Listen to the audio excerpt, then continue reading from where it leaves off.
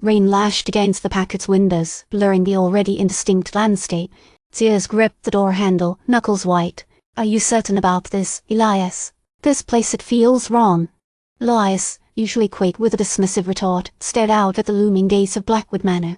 Twisted wrought iron formed grotesque shapes, clawing hands, leering faces, that seemed to writhe in the stormlight. "Abernathy assures me this is where it began. The disturbance. The feeling of unease." He ran a hand through his damp hair, a flicker of his usual animation momentarily returning. The gates groaned open, revealing a long, overgrown driveway lined with ancient, gnarled trees. They resembled skeletal fingers reaching out to grasp the car. "He seemed agitated when he contacted us," Silas continued, his voice tight, more than simply concerned, almost terrified. Elias nodded, his gaze fixed on the manor itself. A colossal Gothic structure of blackened stone, it seemed to absorb rather than reflect the light. "Abernathy doesn't scare easily. Let's just see what he's found." The Packard crunched along the gravel, finally stopping before a pair of massive oak doors. A gaunt figure emerged from the gloom, the caretaker as Abernathy had described him. He wore a severe black suit and a perpetually mournful expression. "Welcome, gentlemen," he said, his voice a low resonant drone. "Mr. Abernathy anticipated your arrival. I am Bartholomew, the caretaker. Attend to the necessities of Blackwood Manor." He gestured for them to enter. The interior was shrouded in oppressive darkness, pierced only by the weak glow of flickering gas lamps. The air was thick with the smell of damp stone and decay. Portraits of stone-faced Blackwood ancestors lined the walls, their eyes seeming to follow the visitor's every move. "Mr. Abernathy is awaiting you in the circular chamber," the caretaker said, leading them down a long, echoing corridor. "He has something he wishes to share with you, something important." They found Abernathy standing in a circular chamber, his face pale and drawn. A stone pedestal occupied the center of the room, and upon it sat the music box. It was smaller than Elias remembered, intricately carved with scenes of dancing figures and strange, alien landscapes. A faint, almost imperceptible melody seemed to emanate from it. "I'm glad you could come," Abernathy said, his voice trembling slightly.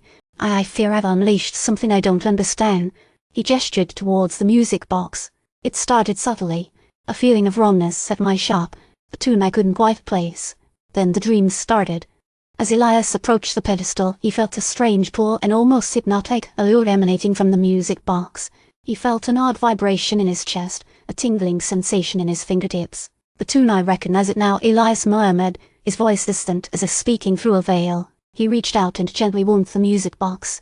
The melody swelled, richer and more complex than before. A strange light began to emanate from Elias, a luminescence that shimmered in the dim chamber. His features seemed to sharpen, to become more defined, almost alien. He started to hum along with the music, a wordless melody that resonated with an unsettling power. "Elias?" Silas asked, his voice laced with concern. "Are you all right?" Elias didn't respond. His eyes were fixed on the music box, pupils dilated. He began to sway, almost uncontrollably, lost in the music's hypnotic rhythm.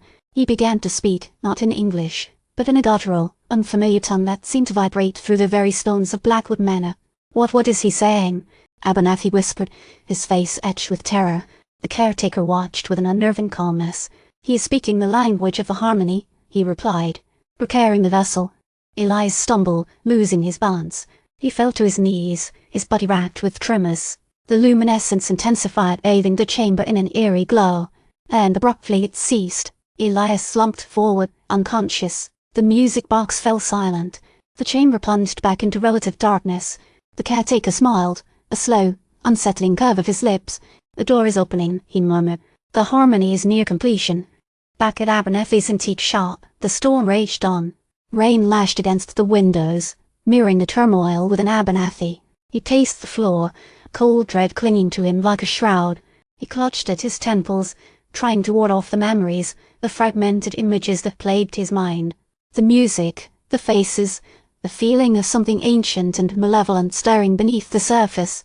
He stopped before a tarnished silver mirror, peering into his own reflection. He didn't recognize the haunted look in his own eyes.